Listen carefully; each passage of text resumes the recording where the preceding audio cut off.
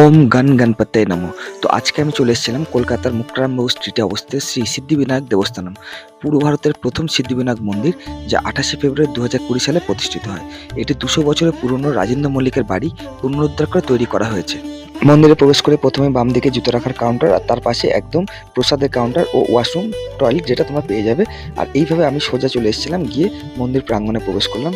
তো মন্দির প্রাঙ্গণে প্রবেশ করে দেখলাম সোজা কি সুন্দর ওপরে একটা এরকম ঝাড়ন করা আছে, ঝাড়বাতি। ওর একদম সামনে ছিল সিদ্ধিবিনায়ক যে গণেশ ঠাকুরের মূর্তি।